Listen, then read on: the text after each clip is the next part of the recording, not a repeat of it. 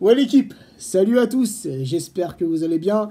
Je suis heureux de vous retrouver pour la petite vidéo d'avant-match demain soir à partir de 21 h. Le premier match officiel de la saison à la maison, au Parc des Princes, à partir de 21 h. Une rencontre qui sera diffusée sur Canal+ décalé, Paris Saint-Germain-Montpellier, match comptant pour la deuxième journée de Ligue 1. Les 5 derniers matchs, toutes compétitions confondues entre ces deux clubs, c'est 4 victoires parisiennes pour un match nul. Et la dernière victoire des Montpelliérains, elle remonte au 30-04-2019. C'était un match à domicile pour Montpellier. Et Montpellier s'était imposé 3-2. Les Montpelliérains, les amis, sur leurs 20 derniers matchs, toutes compétitions confondues, c'est un bilan, on va pas se mentir, assez désastreux. 3 victoires, 3 nuls pour 14 défaites. Et le Paris Saint-Germain, c'est tout l'inverse. Sur nos 20 derniers matchs, toutes compétitions confondues, c'est 14 victoires, 3 nuls pour 3 défaites. Lors de la première journée, les amis, donc le week-end dernier, Montpellier recevait 3 à domicile. Montpellier qui s'est imposé 3-2. Et le Paris Saint-Germain, déplacement à Clermont, victoire écrasante 0-5. Donc pour demain, la team, comme j'ai dit, c'est la deuxième journée. Le championnat vient tout juste de commencer. C'est à la maison. Je pense qu'il y aura du monde au Parc des Princes.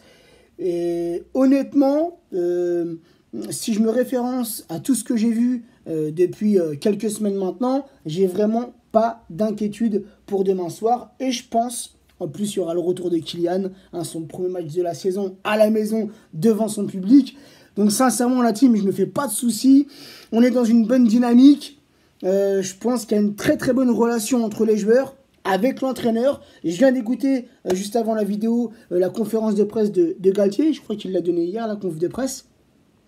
Et c'est un plaisir pour les oreilles.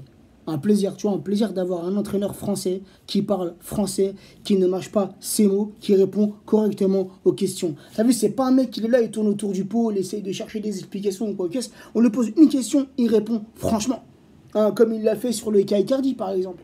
Icardi, il a été mis de côté et il l'a fait clairement comprendre. Icardi, il est plus désirable dans le collectif du Paris Saint-Germain. Donc il serait temps, Icardi, de trouver une solution et que tu prennes tes valises et que tu te casses.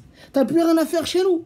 Ça y est, on sait même plus si t'es un joueur de foot. Je parle d'Icardi, mais il y en a beaucoup qui sont dans la même situation. Enfin bref. Donc j'ai bien aimé la conférence de presse de Galtier qui a encensé Messi, qui a encensé le collectif, qui a encensé Mbappé. Et non, je suis vraiment confiant pour demain. Après, est-ce qu'on va rester dans ce système? Je pense que oui, le 3-4-2-1. Est-ce qu'on aura la même équipe qu'on a eu contre Nantes, qu'on a eu la semaine dernière contre Clermont? Je pense que oui. Avec un seul changement, ça sera certainement la titularisation de Mbappé. Donc je partirai sur cette compo avec Donnarumma, comme l'a dit Galtier. Donnarumma, c'est le choix numéro 1 et Navas, le choix numéro 2. Même si je ne suis pas forcément, pour le moment en tout cas, pas forcément convaincu du choix de Donnarumma en numéro 1. Je ne remets pas en cause son talent. Donnarumma, c'est l'avenir. C'est un excellent gardien. Mais pour moi, voilà, il manque un petit peu d'expérience. Et parfois, son jeu au pied laisse un peu à désirer. Et c'est tout le contraire de Navas. Moi, honnêtement, la team, quand je vois Navas dans les cages parisiennes, j'ai une sérénité et j'ai une sécurité en moi. Honnêtement, je ne sais pas vous, mais en tout cas, moi, c'est ce que je ressens quand je vois Navas titulaire dans les cages parisiennes. Donc pour demain soir, je verrai Donnarumma, une défense à 3, Marquinhos, Ramos, Kipembe, un milieu à 4 avec les deux pistons, Mendes à gauche, Hakimi à droite, et dans le cœur du milieu de terrain, Verratti associé à Vitinha. Messi, je pense que Messi sera placé en numéro 10, en distributeur de ballons, et nos deux attaquants, Mbappé associé à Neymar. Donc cette équipe-là, les amis, elle a de la gueule. Elle a de la gueule. En tout cas, pour le moment, en Ligue 1, bon, c'est que le début, comme je viens de dire, mais oui, depuis quelques semaines maintenant, ça nous sourit, ça apporte ses fruits et on espère que ça continuera tout au long de la saison. On ne va pas trop s'enflammer, on ne va pas trop se réjouir, mais comme je l'ai dit dans mon débrief du match contre Clermont, pour le moment, c'est une satisfaction. Tout ce que je vois, je suis satisfait. Après, il y a toujours quelques petits détails défensivement à régler. Sinon, Kalimundo, les amis, est parti au Stade Rennais, acheté pour 25 millions d'euros. Je peux comprendre qu'il faut vendre. Je peux comprendre que Kalimundo attire certains clubs. Il a fait de très bons matchs de préparation. C'est encore un jeune joueur. Il a une grande marge de progression. Donc c'est bien pour lui. En plus qu'il reste en France, il peut encore vraiment s'améliorer. Il a fait du bien partout où il est passé. Mais je pense que c'est un petit jeune qui aurait pu se fondre, qui aurait pu vraiment s'intégrer cette saison dans le collectif parisien. Mais bon, quand tu as des mecs comme Icardi, des mecs comme Draxler, des mecs comme Herrera, des mecs comme Kurzawa, qui sont payés des millions et des millions pour ne rien foutre, pour rester le cul posé sur le banc, et encore quand ils sont appelés avec le groupe, ce qui n'est pas le cas depuis ces derniers temps. Voilà, ça me déçoit un petit peu, tu vois, mais en même temps, tu as vu qu'à Kalimundo, il y a des offres, on vend. Tous les joueurs que je viens de citer, là, les Icardi, les Herrera, les Draxler, il n'y a rien, il n'y a même pas d'offre, frérot, ils attirent personne. Ils attirent personne, ces gens-là, tu vois. Donc voilà, je suis un peu déçu, mais je peux comprendre. Voilà, je peux comprendre. Kalimundo, une très bonne offre, 25 millions pour un joueur comme Kalimundo, les amis, c'est une très très bonne offre. Hein, c'est une très très bonne offre. Donc oui, le Paris Saint-Germain a cédé à cette offre, a accepté cette offre. Et tant mieux pour nous, tant mieux pour les caisses parisiennes. Et on espère juste que Kalimundo aura un avenir radieux. En tout cas, je lui souhaite. C'est encore une fois un excellent joueur, un excellent petit jeune, un excellent attaquant. Voilà, donc je vous souhaite vraiment le meilleur. Voilà la team, écoutez, je pense que j'ai pas plus de choses à rajouter. Oui, alors ça parle de Rashford. Hein, j'ai vu les petites infos, les petites rumeurs sur Twitter et sur Internet, comme quoi le Paris Saint-Germain serait intéressé par le profil de Rashford, puisque Galtier l'a aussi dit en conférence de presse que oui, le Paris Saint-Germain, avec le départ de Kalimundo, recherche un attaquant.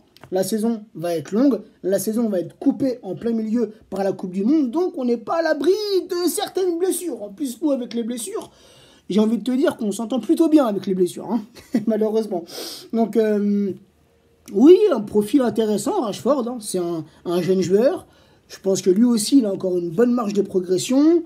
Ça va plus trop avec Manchester United. Il a fait quelques matchs intéressants avec Manchester United et malheureusement, on s'en rappelle quand il nous sort en huitième de finale avec ce penalty. Hein, on a encore ce souvenir en tête. Oui, Rashford, c'est un bon joueur. Il est rapide, il est technique, il a droit devant le but. Pourquoi pas?